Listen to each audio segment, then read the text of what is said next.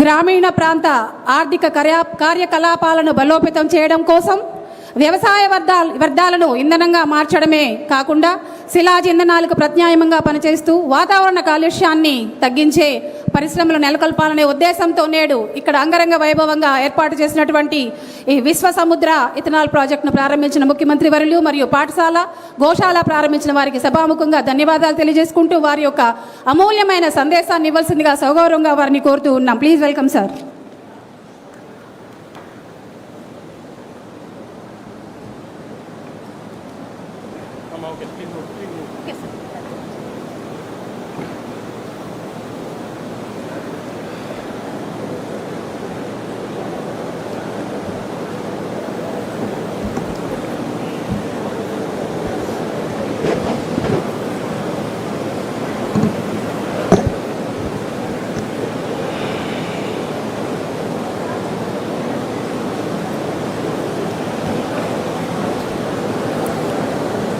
వేదిక పైన పెద్దలందరికీ, అదే మరి ఈ కార్యక్రమంలో భాగస్వాములందరికీ కూడా నా నమస్కారాలు. నందగోకులం చింతా శశిధర్ ఫౌండేషన్కి, అలాగే వీటిని నడిపిస్తున్న విశ్వ సముద్ర గ్రూప్ సంస్థకి ముందుగా నా అభినందనలు. వండర్ఫుల్ కాన్సెప్ట్, ఎక్స్ట్రాడినరీ వర్క్ చేస్తున్నటువంటి శశిధర్ గారిని, వారి ఫౌండేషన్ని మనస్ఫూర్తిగా అభినందిస్తున్నా, ధన్యవాదాలు తెలియజేస్తున్నా. కంగ్రాచులేషన్స్.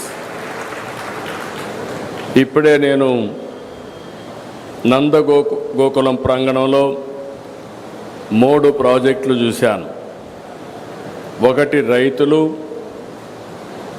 2 దాంట్లోనే పర్యావరణ సంక్షేమం, 2వది పశు జాతుల పరిరక్షణ, 3వది ఎక్సలెంట్ స్కూల్. అందులో కూడా మామూలు పిల్లల్ని తీసుకొచ్చి ఇక్కడ ఎక్స్ట్రాడినరీ స్టూడెంట్స్గా తయారు చేస్తున్నారంటే ఇది మిగిలిన వాళ్ళందరికీ కూడా ఒక ఆదర్శం.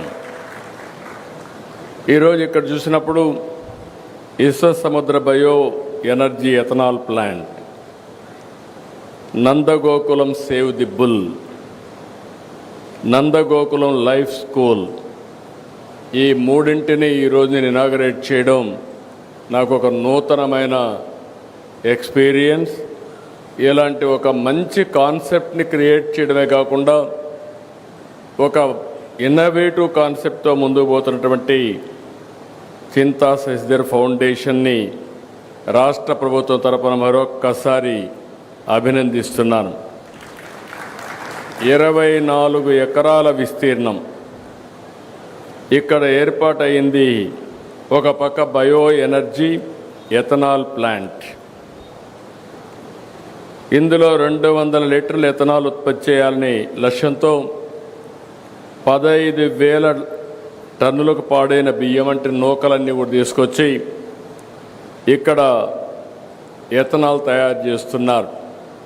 గవర్నమెంట్ ఆఫ్ ఇండియా ప్రకారం దీన్ని ఏ విధంగా పెట్రోల్లో మిక్స్ చేయాలో మిక్స్ చేయడం కోసం మామూలుగా కేంద్రం ఒక రూల్ పెట్టి 20% వరకు ఎథనాల్ బ్లెండింగ్ ప్రోగ్రామ్ తీసుకొస్తే దాన్ని ఇక్కడ సద్వినియోగం చేస్తున్నారు. దీనివల్ల రైతులకు మెరుగైనటువంటి ఆదాయం వచ్చే పరిస్థితి వస్తుంది, గిట్టుబాటు అవుతుంది. రెండో పక్క పర్యావరణ పరిరక్షణ అవుతుంది. ఈ నూతనమైన కాన్సెప్ట్ని గవర్నమెంట్ ఆఫ్ ఇండియా ప్రమోట్ చేస్తూ ఉంటే దాన్ని అందిపుచ్చుకున్నటువంటి ఈ సంస్థను అభినందిస్తున్నా. రెండో పక్కన మీరు చూస్తే పశు సంపద. ఒకప్పుడు ఏవైతే బుల్స్ ఉన్నాయో ఇవన్నీ కూడా మన వారసత్వం. ఇవన్నిటితో అన్ని పనులు, వ్యవసాయ పనులు కానీ, రవాణా సౌకర్యాలు కానీ, ఒకప్పుడు బుల్స్నే ఉపయోగించేవాళ్ళం, ఎడ్ల బండులు వాడేవాళ్ళం, ఎద్దులతో సేద్యం చేసేవాళ్ళం. అదే మరి ఎక్కడన్నా ప్రయాణం పోవాలంటే ఒక 20 కిలోమీటర్లు కుటుంబ సమేతంగా పోవాలంటే ఎడ్ల బండుల్లోనే వెళ్ళేవాళ్ళం. ఇటీవల కాలంలో ఆధునీకరణలో ఎడ్లన్నీ కూడా ఉపయోగం లేకుండా వచ్చే పరిస్థితి వచ్చింది. మెకనైజేషన్ వచ్చింది, మోడర్నైజేషన్ వచ్చింది. దీనివల్ల చాలా వరకు ఏవైతే ఇంకా కూడా మీరు చూస్తే ఈ సెక్స్ సార్టెడ్ కింద ఫిమేల్ కాఫ్స్ని ఉత్పత్తి చేసే పరిస్థితి కూడా వచ్చారు.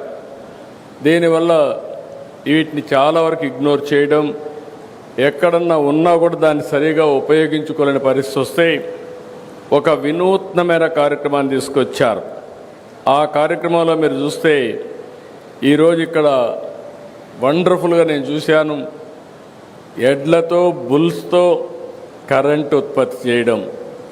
ఇది ఎక్కడ ఎవ్వరు ఇంతవరకు ఆలోచన చేసి ఉంటారన్న నమ్మకం.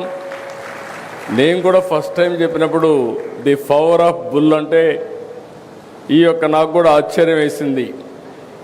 ఇది అవుతుందా అని ఆశ్చర్యం వేస్తే ఈరోజు దానికోసం థ్రెడ్మిల్ తయారు చేసి దాని మీద వీటిని ఎక్సర్సైజ్ 4-5 గంటలు చేస్తే మనం కూడా ఎవ్రీ పర్సన్ మీరు గుర్తుపెట్టుకోవాల్సిన అవసరం ఉంది. మన ఆరోగ్యం మనం తినే తిండి పైన, రెండోది మనం తీసుకునే రెస్ట్ పైన, నిద్రపోవడం, మూడోది నిద్రలేస్తే 1 గంట ఎక్సర్సైజ్ చేయడం, నాలుగోది మంచి పని చేయడం. ఈ 4 చేస్తే ఇంకా హాస్పిటల్కి పోయే పరిస్థితి ఉండదు. అది చేయని వాళ్ళే హాస్పిటల్కి పోతారని చెప్పి కూడా నేను మీకు తెలియజేస్తున్నా. అలాంటిది ది పవర్ ఆఫ్ బుల్ నిరూపించడం కోసం ఇక్కడ బుల్స్ని ఇక్కడ తీసుకొచ్చి చాలా సిస్టమేటిక్గా మళ్ళీ ఏ విధంగా ఆల్రౌండ్ మన వారసత్వాన్ని కాపాడడం కోసం ఒక నూతనమైన ప్రయోగాన్ని చేస్తున్నారు. ఆ ప్రయోగంలో ది పవర్ ఆఫ్ బుల్ అన్నప్పుడు కరెంట్ ఎంత ఉత్పత్తి చేయగలుగుతారంటే 5 యూనిట్లు కరెంట్ ఉత్పత్తి చేసే పరిస్థితి వస్తుంది.